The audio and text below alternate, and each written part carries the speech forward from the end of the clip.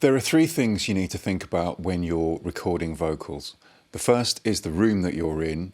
We tend to record vocals quite dry, which means we don't really want to hear the sound of the room. So I'll talk a little bit about how you can use acoustic treatment to achieve that. Second thing is mic technique. So that's going to be a little bit about how microphones work and how to use them. And then the last area is recording levels and recording quality. First of all, though, a couple of really big don'ts. Don't record in a wardrobe or a cupboard. It doesn't matter how full of clothes it is, even if you can barely get in it, you cannot make it dead enough to stop the really weird resonances that you get from being in such a tiny space, and you'll end up with a recording that's potentially unmixable. Same thing applies to bathrooms. Bathrooms are full of really hard reflective surfaces, and it's always going to sound weird. There'll always be the odd song where the sound of the bathroom is absolutely perfect, but 99 times out of 100, it's just going to sound like you're in the toilet. We tend to record vocals fairly dead for all sorts of reasons, so your best option is going to be to create a kind of vocal booth around the singer.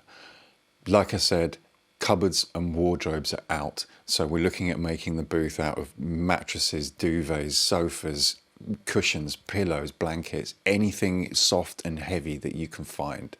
But before we get into that, there's one thing that we need to know about microphone design, because it's really going to help us out with the booth. Most types of microphone don't hear very well from the back. It's just part of the design. So from the front, they sound like this, and from the back, they sound like this. So you can hear it's a really big difference. That gives us two really big advantages. If we know that the microphone rejects the sound behind it, if we've got a sound source in the room, whether it's a noisy computer or even a noisy street outside, or in this case, the entire room, we know that we can point the back of the microphone at it and it's not going to hear it so much. And the other thing is that now we know we only have to worry about sound coming into the microphone from the front, which means we have to worry about what's behind us, because we know that what's in front of us isn't going to get picked up by the mic. So if we make behind us completely dead and point the back of the mic into the room, we've got the best of everything. I've improvised this in the corner of my room just to give you an idea of what you might be able to do. On the left there, I've got two acoustic panels that I've used, but if I didn't have those, I'd just take a mattress and lean that up against the wall. On the right is my sofa on its end, so that provides protection from the side, sound getting in to the side of the microphone. And there's still the bookcase there, but as you can see, I've stuffed it full of clothes and towels and blankets and sheets, anything soft that I can find to absorb the sound behind me. Getting stuff across the top to stop the sound coming off the ceiling and into the microphone is always going to be the hardest part. So I've just used sheets and blankets, draped it over the top. Do what you can. The more fabric you can put there, soft, heavy fabric, the better. And again, here you can see how the acoustic panels and the sofa are stopping sound coming in to the sides of the microphone as well. One last thing. You'll notice that I've set up in the corner of the room. The reason for that is that walls are a problem. Sound bounces off walls and gives us reflections that come back into the microphone. So while it's good to be away from walls, one thing you mustn't do is be in the center of the room in any dimension, in up, down, left, right, and the depth. It's just the way that physics works, the way that sound waves work in any room. Don't ever be in the middle in any dimension. The corner is probably the easiest place because A, we can lean stuff against both walls, and B, we can absolutely deaden that corner so that we know that whatever comes back off the room, when it hits behind us, instead of bouncing back into the mic, just gets completely absorbed. The mic that I'm using is called a dynamic microphone. And it might not be the best kind of microphone for recording vocals. If you've got that kind of microphone, which is a large diaphragm condenser microphone, try that. Try the dynamic as well. In fact, if you've got more than one microphone, try them all to see which one's best. but I'm using this microphone because I guess it's the kind of thing that most people have got at home. The second thing that you'll have noticed is the pop shield. That pop shield that I've got, I think, costs £5, but you can easily improvise one with a wire hanger like this. Just stretch the hanger out, put stockings or tights over it, and then pull the hanger either into a circle shape or a diamond shape, and you've got a pop shield that works just as well as any. Pop shields are essential for two reasons. Firstly, they stop plosives, and if you've been recording at all, you'll know what I mean. It's just a blast of air from a P or a B. And secondly, they keep you away from the microphone. And the reason that that's good is because another design feature of most types of microphone is that the closer you get to them, the more low frequencies, bass frequencies that the microphone hears, and the closer you get, things tend to become really boomy and unnatural sounding. So if you start off with the pop shield, say 6 inches, 15 centimeters away from the microphone, and then again sing back 4, 5, 6 inches from the pop shield, your mouth will be 10 to 12 inches away from the microphone. And that's a really good place to start. The other thing about getting closer to a microphone, if you're, for instance, 2 inches away from the microphone, and then you double that, and then you, as you're singing, you move in and out. If you double that 2 inches to 4 inches, because again, the laws of physics, the microphone will hear, you've doubled the distance, the microphone will hear a halving in volume. And if you're moving in and out constantly for the whole song, that in and out volume is going to make the track unmixable. So if you back further away and you move 2 inches in and out, it's a much less dramatic move, and the mic really won't hear so much the difference in that volume. So instead of having the mic practically in your mouth, sit off it and you'll hear how much more natural and balanced your voice sounds. If you have the kind of microphone that has electronics and switches on it, like this one, set the polar pattern to cardioid or hypercardioid. The other patterns are really useful, but if you're in a kind of room that doesn't sound great, which is most rooms, the cardioid pattern will make sure that the microphone only picks up what's right in front of it and rejects everything else behind it. So you're most likely to get the best sound with cardioid. Whatever you do, don't set it to omnidirectional, the circle, because what that's going to do is mean that the microphone records everything around it, and the booth that we've just built will be completely negated by that. It will record the sound of the room beautifully.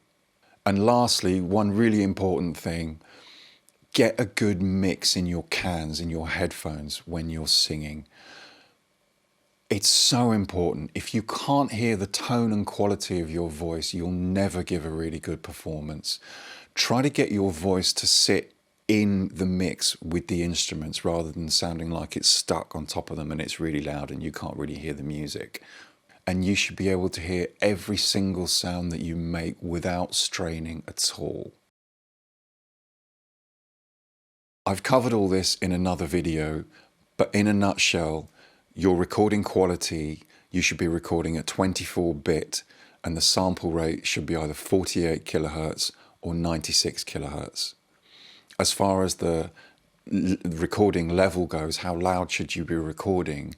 Your peaks, like you can see here on the meter, should be hitting at most -10. Ideally about -12. That's the loudest part of the song, should be hitting -10, -12. There are a few reasons for this. Firstly, if that's your peak, you are guaranteed not to clip or peak or distort. And the second thing is, when we're mixing, a lot of the gear that we use expects audio to come in at a certain level. And if you come in really, really loud, the gear just sounds horrible. So go through the track either in real time or record it and look at the meters and see where your peaks are, and then adjust the gain on your audio interface or your preamp, not the DAW. Whatever you've plugged the microphone into, adjust the gain on that so that your DAW meters are reading like the one here. And one other thing on that, don't lean in and out of the microphone. I hope you can hear this. When you're singing loud bits, don't come off the microphone. That's for music videos, not for recording. Remember how I said, as you double the distance, you halve the volume that the microphone hears. If you're spending the whole song doing all this, you're going to get this track that again, we just can't mix, because some parts will be, when you've come off, it'll be too quiet, and when you're on it, it'll be too loud. So set your meters correctly, like I just said, and then stay on the mic. I don't mean for a second that you have to keep perfectly still, but don't do this leaning back. That's just for music videos. Record more than one take. Even if that first take was absolutely spectacular, I really recommend you do at least 3 takes of the vocal. You'll be surprised what you find when you start to mix and when you really start digging into the vocal. And if you've got 3 different vocals to choose from, you can choose the best from each one. Just do 3. If you can do more, great. Don't go mad, but at least 3 takes. If your song has backing vocals or harmonies and you've got more than one microphone that you can use, try to use a different microphone on the backing vocals and the harmonies than you did on the lead vocal. The reason for that is that they'll sound different. So when we mix it, it'll be much easier to separate them because they'll sound very different, and you'll get much more clarity on each one. Now this one is a bit contentious. Nobody likes it. Don't have reverb in your cans, in your headphones when you're recording. Everybody likes it because it makes you sound better. No, it doesn't. It makes you sound worse, because what the reverb is doing, it smears the sound. So it levels out all the fluctuations in your pitching, which essentially means that you're singing off pitch. Take the reverb off, and you'll pitch better, because with that smearing, you can't hear the pitch that you're singing properly. If it's something that you're really used to, really try to get out of the habit, and honestly, your vocals will be better. And the last thing is a really nice tip. One thing that you see over and over again in the studio is the singer will come in, do a take, then we'll come back into the control room, have a listen to it, go back, do another take. And what you find is, by the end of the song, the singer's really gotten into it and the voice is warmed up. And then we stop for 5 minutes, listen to it, discuss it, go back, do it again, and you lose all that energy, that momentum that you've built up. So what I'd recommend doing is A, not breaking between takes, and B, go straight from the end of the song. If you can set your DAW up to loop, go straight from the end of the song right into the beginning of the song. Because if you come hammering in straight after you've done that last chorus, that last verse, whatever it is, wrap it around straight into the first verse again, you'll find that you really maintain that momentum, that energy. In your first verse, you can really come hammering in if you've done it like that. I hope that helps. I've tried to give you as much information and as many tools as I can without going into crazy amounts of detail.